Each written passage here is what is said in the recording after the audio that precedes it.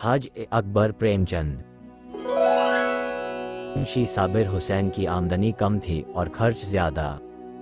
अपने बच्चे के लिए दाया रखना गवारा नहीं कर सकते थे, लेकिन एक तो बच्चे की सेहत की फिक्र और दूसरे अपने बराबर वालों से हेटे बनकर रहने की जिल्लत इस खर्च को बर्दाश्त करने पर मजबूर करती थी। बच्चा दाया को बहुत चाहता था, हर दम उसके गले का हार बना रहता। इस वजह से दाया और भी ज़रूरी मालूम होती थी, मगर शायद सबसे बड़ा सबब यह था कि वो मुर्वत के बाइस दाया को जवाब देने की जुर्रत न कर सकते थे। बुढ़िया उनके यहाँ 3 साल से नौकर थी। उसने उनके इकलौते बच्चे की परवरिश की थी। अपना काम दिल और जान से करती थी। उसे निकालने का कोई हीला न था और ख्वाह मख्वाह खच्चर निकालना साबिर जैसे हलीम शख्स के लिए गैर मुमकिन था। मगर शाकिरा इस मुआ मले में अपने शौहर से मुतफिक न थी। उसे शक था कि दाया हमको लूटे लेती है। जब दाया बाजार से लौटती तो वह दहलीज में छुपी रहती कि देखूं आटा छुपा कर तो नहीं रख देती, लकड़ी तो नहीं छुपा देती। उसकी लाई हुई चीज को घंटों देखती, पछताती, बार बार पूछती इतना ही क्यों, क्या भाव है, क्या इतना महंगा हो गया। दाया कभी तो उन बदगुमानियों का जवाब मुलायमत से देती, लेकिन जब बेगम ज्यादा तेज हो जाती तो वह भी कड़ी पड़ जाती थी। कस्में खाती, सफाई की शहादतें पेश करती, तरदीद और हुज्जत में घंटों लग जाते। करीब करीब रोजाना यही कैफियत रहती थी और रोज ये ड्रामा दाया की खफीफ सी अश्करेजी के बाद खत्म हो जाता था। दाया का इतनी सख्तियां झेल कर पड़े रहना शाकिरा के शुकूक की आबरेजी करता था। उसे कभी यकीन न आता था कि ये बुढ़िया महज बच्चे की मोहब्बत से पड़ी हुई है। वो दाया को ऐसे लतीफ जज्बे का अल नहीं समझती थी। दो इत्तेफाक से एक रोज दाया को बाजार से लौटने में जरा देर हो गई। वहां 2 कुंजड़िनों में बड़े जोश और खरोश से मुनाजिरा था। उनका मुसव्वर तर्ज ए अदा, उनका इश्तिया ल अंगेज इस्तिदलाल, उनकी मुतशकिल तज़हीक, उनकी रोशन शहादतें और मुनव्वर रिवायतें, उनकी तारीज़ और तरदीद सब बेमिसाल थीं। जहर के 2 दरिया थे या 2 शोले जो दोनों तरफ से उमकर बाहम गुत गए थे। क्या रवानी थी, गोया कूजे में दरिया भरा हुआ। उनका जोश इजहार एक दूसरे के बयानात को सुनने की इजाज़त न देता था। उनके अल्फाज की ऐसी रंगीनी, तख्युल की ऐसी नौयत, उसलूब की ऐसी जिद्दत, मज़ामीन की ऐसी आमद, तशबीहात की ऐसी मौजूनियत और फ़िक्र की ऐसी परवाज़ पर ऐसा कौन सा शायर है जो रश्क न करता। सिफत ये थी कि इस मुबाहिसे में तल्खी या दिल आज़ारी का शाइबा भी न था। दोनों बुलबुलें अपने अपने तरानों में मव थीं। उनकी मत्यानत, उनका ज़ब्त, उनका इत्मीनान एक कलबहरत अंगेज था। उनके ज़र्फ़ दिल में इससे कहीं ज़्यादा कहने की और बदर जहाँ ज़्यादा सुनने की गुंजाइश मालूम होती थी। अलगर्ज़ ये खालिस दिमागी ज़हनी मुनाजिरा था। अपने अपने कमालात के इजहार के लिए एक खालिस ज़ोर आज़माई थी, अपने अपने करतब और फ़न के जौहर दिखाने के लिए। तमाशाओं का हुजूम था, वो मुब्ताज़िल किनायात और इशारे जिन पर बेशर्मी को शर्म आती, वो कलिमा रकीक जिनसे फूंद भी दूर भागती, हज़ारों रंगीन मिजाजों के लिए महज बाइस तफरीह थे। दाया भी खड़ी हो गई कि देखूं क्या माजरा है, पर तमाशा इतना दिल आवेज था कि उसे वक्त का मुतल्क एहसास न हुआ। यकायक 9 बजने की आवाज़ कान में आई तो सहर टूटा। वो लपकी हुई घर की तरफ चली। शाकिरा भरी बैठी थी। दाया को देखते ही तेवर बदल कर बोली, क्या बाजार में खो गई थी। दाया ने खतावाराना अंदाज से सर झुका लिया और बोली, बीवी एक जान पहचान की मामा से मुलाकात हो गई और बातें करने लगी। शाकिरा जवाब से और भी बरहम हुई, यहाँ दफ्तर जाने को देर हो रही है, तुम्हें सैर सपाटे की सूझी है। मगर दाया ने इस वक्त दबने में खैरियत समझी। बच्चे को गोद में लेने चली पर शाकिरा ने झिड़क कर कहा, रहने दो, तुम्हारे बगैर बेहाल नहीं हुआ जाता। दाया ने इस हुक्म की तामील ज़रूरी न समझी। बेगम साहिबा का गुस्सा फिरो करने की इससे ज़्यादा कारगर कोई तदबीर ज़हन में न आई। उसने नसीर को इशारे से अपनी तरफ बुलाया। वो दोनों हाथ फैलाए लड़खड़ाता हुआ उसकी तरफ चला। दाया ने उसे गोद में उठा लिया और दरवाजे की तरफ चली, लेकिन शाकिरा बाज की तरह झपटी और नसीर को उसकी गोद से छीनकर बोली, तुम्हारा ये मकर बहुत दिनों से देख रही हूँ, ये तमाशे किसी और को दिखाए। यहाँ तबीयत सैर हो गई। दाया नसीर पर जान देती और समझती थी कि शाकिर उससे बेखबर नहीं है। उसकी समझ में शाकिर और उसके दरमियान ये ऐसा मजबूत ताल्लुक था जिसे मामूली तुर्शियाँ कमज़ोर न कर सकती थी। इसी वजह से बावजूद शाकिर की सख्त ज़बानियों के उसे यकीन न आता था कि वो वाकई मुझे निकालने पर आमादा है। पर शाकिर ने ये बातें कुछ इस बेरुखी से की और बिलखुसूस नसीर को इस बेदर्दी से छीन लिया कि दाया से ज़ब्त न हो सका। बोली, बीवी मुझसे कोई ऐसी बड़ी खता तो नहीं हुई, बहुत होगा तो पाव घंटे की देर हुई होगी, इस पर आप इतना झल्ला रही हैं। साफ साफ क्यों नहीं कह देती कि दूसरा दरवाज़ा देखो, अल्लाह ने पैदा किया है तो रिस्क भी देगा, मजदूरी का काल थोड़ा ही है। शाकिरा, तो यहाँ तुम्हारी कौन परवाह करता है, तुम्हारी जैसी मामाएं गली गली ठोकरें खाती फिरती हैं। दाया, हाँ खुदा आपको सलामत रखे, मामाएं दाइयाँ बहुत मिलेंगी, जो कुछ खता हुई हो माफ़ कीजिएगा, मैं जाती हूँ। शाकिरा, जाकर मर्दाने में अपनी तनख्वाह का हिसाब कर लो। दाया, मेरी तरफ से नसीर मियाँ को उसकी मिठाइयाँ मंगवा दीजिएगा। इतने में साबिर हुसैन भी बाहर से आ गए। पूछा, क्या है? दाया, कुछ नहीं, बीवी ने जवाब दे दिया है, घर जाती हूँ। साबिर हुसैन खानगी तरद्दुदात से यूं बचते थे जैसे कोई बरहना पा कांटों से बचे। उन्हें सारे दिन एक ही जगह खड़े रहना मंजूर था, पर कांटों में पैर रखने की जुर्रत न थी। जी बजबी होकर बोले, बात क्या हुई? शाकिरा, कुछ नहीं, अपनी तबीयत नहीं जी चाहता नहीं रखते, किसी के हाथों बिक तो नहीं गए। साबिर, तुम्हें बैठे बिठाए एक न एक खिचड़ी सूझती रहती है।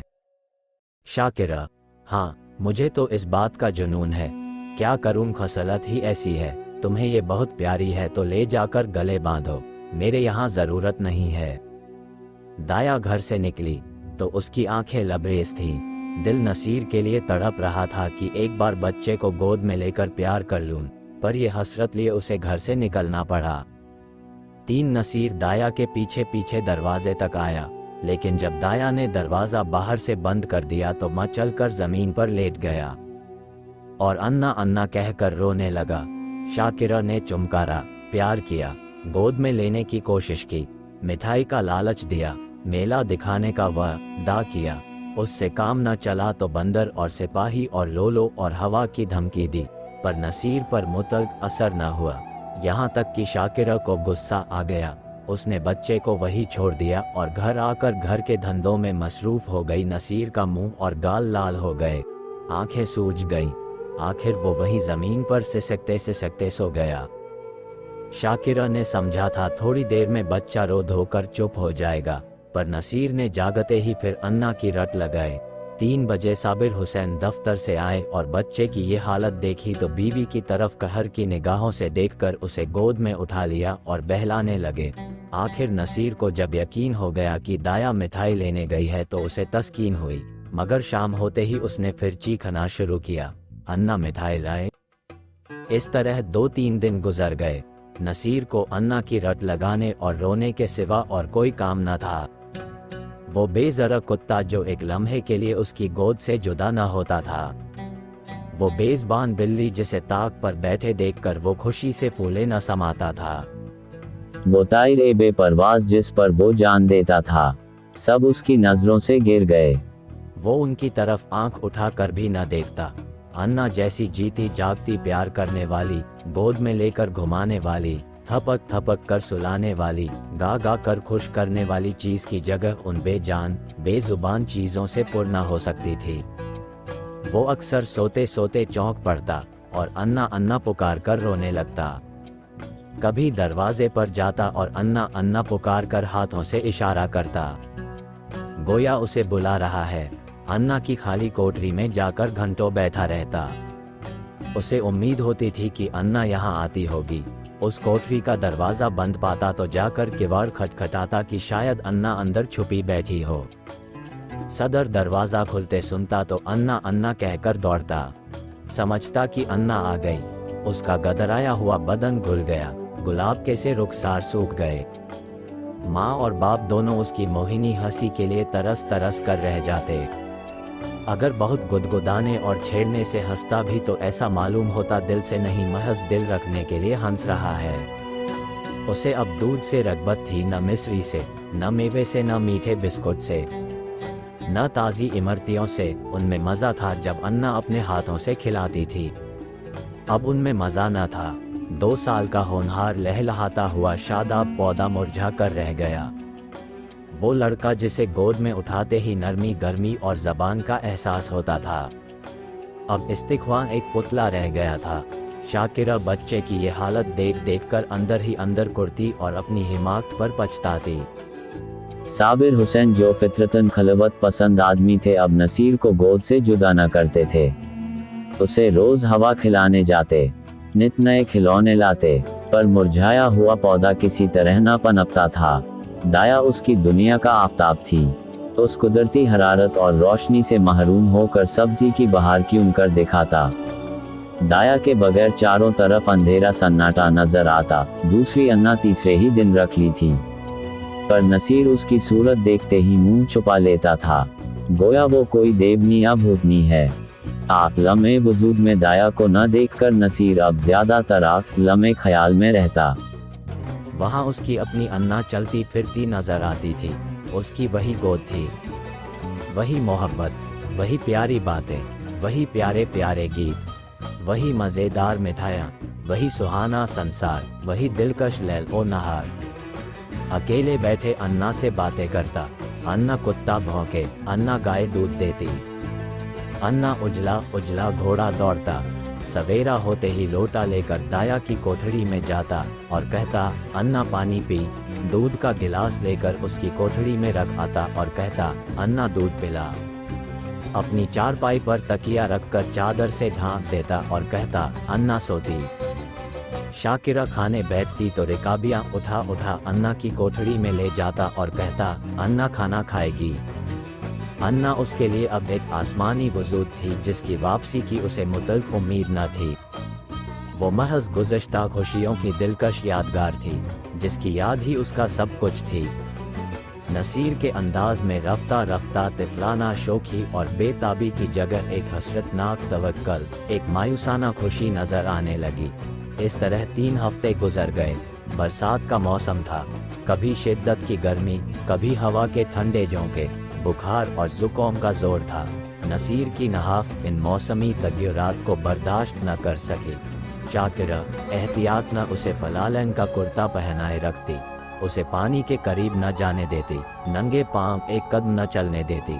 मगर रुतूबत का असर हो ही गया। नसीर खांसी में मुब्तला हो गया।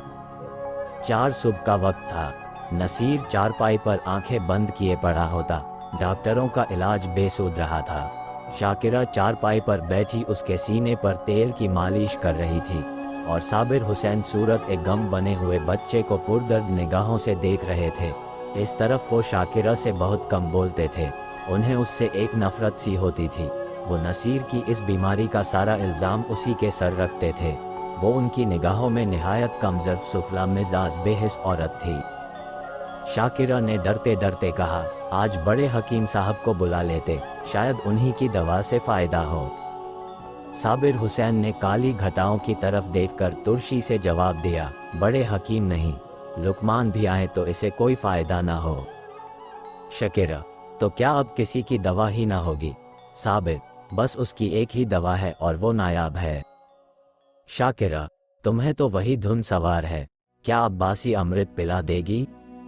साबिर, हाँ, वो तुम्हारे लिए तो चाहे जहर हो लेकिन बच्चे के लिए अमृत ही होगी। शाकिरा, मैं नहीं समझती कि अल्लाह की मर्जी में उसे इतना दखल है। साबिर, अगर नहीं समझती हो और अब तक नहीं समझा तो रोओगी, बच्चे से हाथ धोना पड़ेगा। शाकिरा, चुप भी रहो, कैसा शगुन जबान से निकालते हो? अगर ऐसी जली कटी सुनानी है तो यहाँ से चले जाओ। साबिर, हाँ तो मैं जाता हूँ, मगर याद रखो ये खून तुम्हारी गर्दन पर होगा। अगर लड़के को फिर तंदुरुस्त देखना चाहती हो तो उसी अब्बासी के पास जाओ, उसकी मिन्नत करो, इल्तिजा करो, तुम्हारे बच्चे की जान उसी के रहम पर मुनहसिर है। शाकिरा ने कुछ जवाब ना दिया। उसकी आंखों से आंसू जारी थे। साबिर हुसैन ने पूछा, क्या मर्जी है, जाऊं उसे तलाश करूं? शाकिरा, तुम क्यों जाओगे? मैं खुद चली जाऊंगी। साबिर, नहीं, माफ करो, मुझे तुम्हारे ऊपर एतबार नहीं है। न जाने तुम्हारे मुंह से क्या निकल जाए कि वो आती भी हो तो ना आए। शाकिरा ने शौहर की तरफ निगाहें मलामत से देखकर कहा, हाँ और क्या, मुझे अपने बच्चे की बीमारी का कलक थोड़े ही है। मैंने शर्म के मारे तुमसे कहा नहीं, लेकिन मेरे दिल में बार बार ये ख्याल पैदा हुआ है, अगर मुझे दाया के मकान का पता मालूम होता तो मैं उसे कब की मना लाई होती। वो मुझसे कितनी ही नाराज हो, लेकिन नसीर से उसे मोहब्बत थी।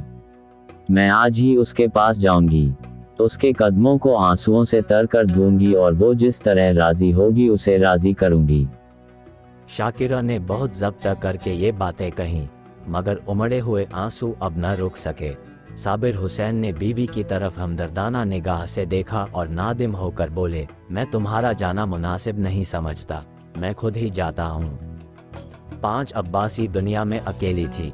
किसी ज़माने में उसका खानदान गुलाब का सरसब्ज शादाब दरख्त था, मगर रफ्ता रफ्ता खिज़ा ने सब पत्तियां गिरा दी। बाद हवादिस ने दरख्त को पामाल कर दिया और अब यही सूखी टहनी हरे भरे दरख्त की यादगार बाकी थी। मगर नसीर को पाकर उसकी सूखी टहनी में जान सी पड़ गई थी। उसमें हरी पत्तियां निकल आई थीं। वो जिंदगी जो अब तक खुश्क और पामाल थी, उसमें फिर रंगो बू के आसार पैदा हो गए थे। अंधेरे बयाबान में भटके हुए मुसाफिर को शम्मा की झलक नजर आने लगी थी। अब उसका जूए हयात संगरेजों से न टकराता था, वो अब एक गुलजार की आबयारी करता था। अब उसकी जिंदगी मुहम्मल नहीं थी, उसमें मानी पैदा हो गए थे। अब्बासी नसीर की भोली बातों पर निसार हो गई, मगर वो अपनी मोहब्बत को शाकिरा से छुपाती थी, इसलिए कि माँ के दिल में रश्क न हो। वो नसीर के लिए माँ से छुपकर मिठाइयाँ लाती और उसे खिलाकर खुश होती। वो दिन में 2-2, 3-3 बार उसे उपटन मलती कि बच्चा खूब परवान चढ़े। वो उसे दूसरों के सामने कोई चीज़ न खिलाती कि बच्चे को नज़र न लग जाए। हमेशा दूसरों से बच्चे की कमखोरी का रोना रोया करती।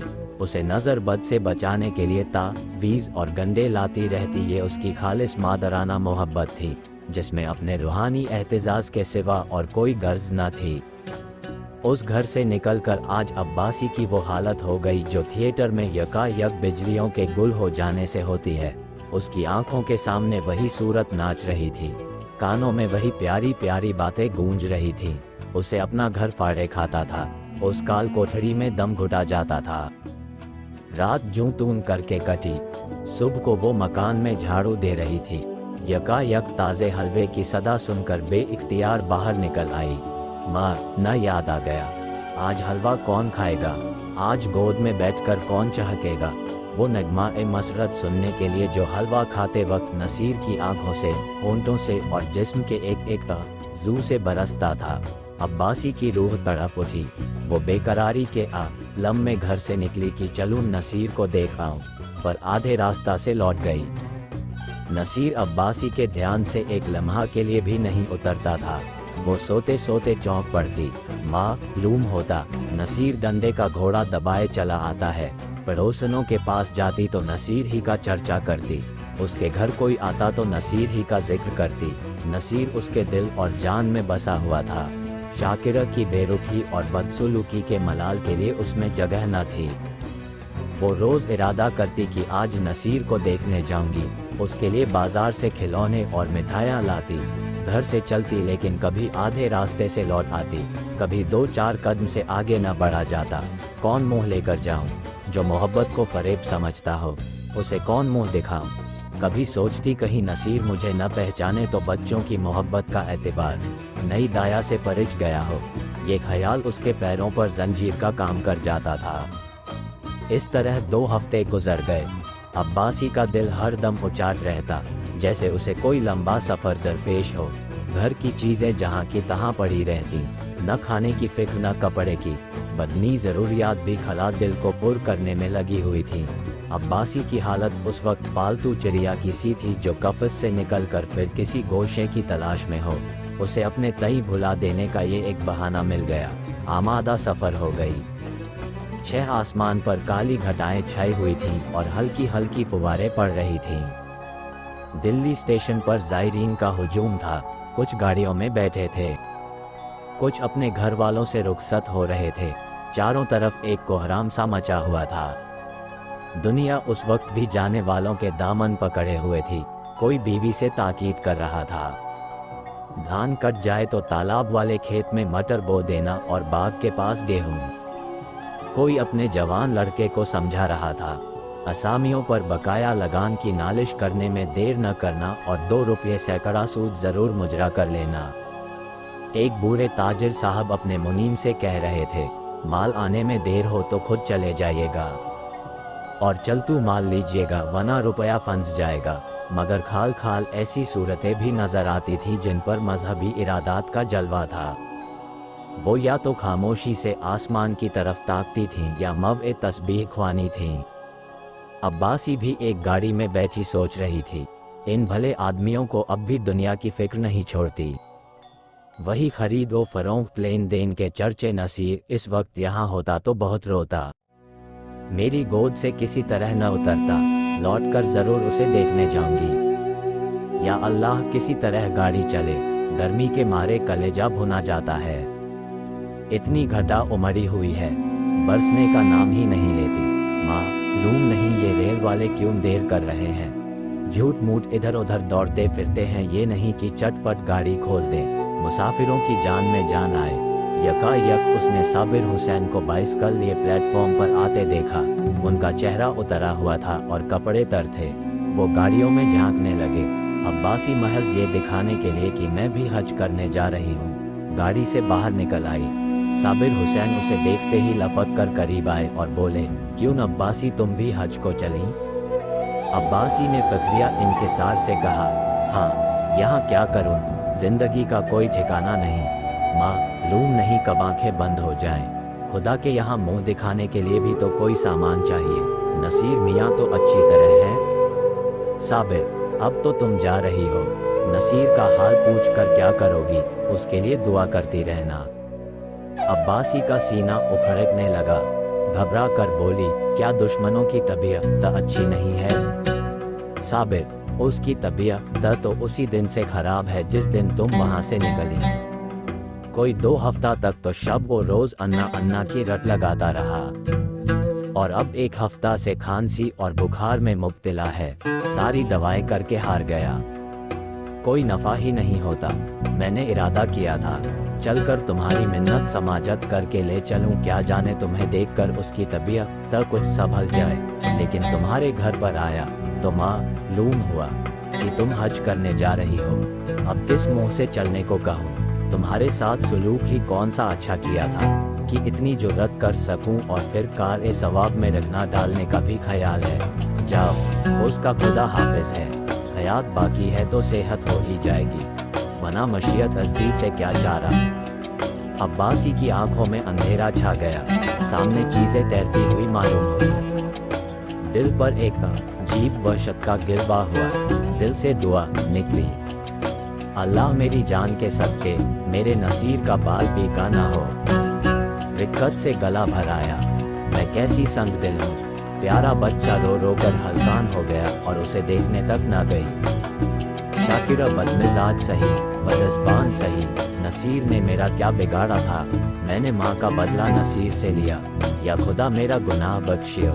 प्यारा नसीर मेरे लिए हो रहा है। इस ख्याल से अब्बासी का कलेजा महसूस उठा और आंखों से आंसू बह निकले। मुझे क्या मालूम था कि उसे मुझसे इतनी मोहब्बत है, वरना शाकिरा की जुतियाँ खाती और घर से कदम न निकालती। न मालूम बेचारे की क्या हालत है। अंदाज़-ए-वहशत में बोली, दूध तो पीते हैं ना? साबिर, तुम दूध पीने को कहती हो, उसने 2 दिन से आँख तो खोली नहीं। अब्बासी, या मेरे अल्लाह, अरे ओ कुली कुली, बेटा आके मेरा असबाब गाड़ी से उतार दे, अब मुझे हज वज की नहीं सूझती। हाँ बेटा, जल्दी कर, मियाँ देखिए कोई यक्का हो तो ठीक कर लीजिए। यक्का रवाना हुआ। सामने सड़क पर कई बग्घियाँ खड़ी थीं। घोड़ा आहिस्ता आहिस्ता चल रहा था। अब्बासी बार बार झुंझलाती थी और यक्काबान से कहती थी, बेटा जल्दी कर, मैं तुझे कुछ ज्यादा दे दूंगी। रास्ते में मुसाफिरों की भीड़ देखकर उसे गुस्सा आता था, उसका जी चाहता था घोड़े के पर लग जाते। लेकिन जब साबिर हुसैन का मकान करीब आ गया तो अब्बासी का सीना जोर से उछलने लगा। बार बार दिल से दुआ निकलने लगी, खुदा करे सब खैर हो, आफियत हो। यक्का साबिर हुसैन की गली में दाखिल हुआ। दफन अब्बासी के रोने की आवाज़ आई, उसका कलेजा मुंह को आ गया, सर तेवरा गया। माँ डूब हुआ, दरिया में डूबी जाती हूँ। जी चाहा यक्का से कूद पड़ी, मगर जरा देर में माँ डूब हुआ कि औरत मैके से विदा हो रही है। तस्लीम हुई। आखिर साबिर हुसैन का मकान आ पहुंचा। अब्बासी ने डरते डरे दरवाजे की तरफ ताका, जैसे कोई घर से भागा हुआ यतीम लड़का शाम को भूखा प्यासा घर आए और दरवाजे की तरफ सन्नी हुई निगाह से देखे कि कोई बैठा तो नहीं है। दरवाजे पर सन्नाटा छाया हुआ था। बावर्ची बैठा उठला पी रहा था। अब्बासी को जरा धारिश हुई, घर में दाखिल हुई तो देखा कि नई दाया बैठी बोल पीस पका रही है। कलेजा मजबूत हुआ। शाकिरा के कमरे में गई तो उसका दिल गर्मा की दोपहरी धूप की तरह काम रहा था। शाकिरा नसीर को गोद में ले दरवाजे की तरफ टकटकी लगाए ताक रही थी और प्यास की जिंदा तस्वीर। अब्बासी ने शाकिरा से कुछ नहीं पूछा, नसीर को उसकी गोद से ले लिया और उसके मुंह की तरफ चश्मे को नम से देखकर कहा, बेटा। नसीर आंखें खोले। नसीर ने आंखें खोली। एक लम्हा तक दाया को खामोश देखता रहा। तब यक्का दाया के गले से लिपट गया और बोला, अन्ना आई, अन्ना आई। नसीर का जर्द मुरझाया हुआ चेहरा रोशन हो गया, जैसे बुझते हुए चराग में तेल जाए। ऐसा मालूम हुआ गोया वो कुछ पड़ गया है। एक हफ्ता गुजर गया। सुबह का वक्त था। नसीर आंगन में खेल रहा था। साबिर हुसैन ने आकर उसे गोद में उठा लिया और प्यार करके बोले, तुम्हारी अन्ना को मारकर भगा दे। नसीर ने मुंह बनाकर कहा, नहीं रोएगी। अब्बासी बोली, क्यों बेटा, मुझे तो तूने का वाह शरीफ न जाने दिया। मेरे हज का सवाब कौन देगा? साबिर हुसैन ने मुस्कुरा कर कहा, तुम्हें इससे कहीं ज्यादा सवाब हो गया। इस हज का नाम हज अकबर है।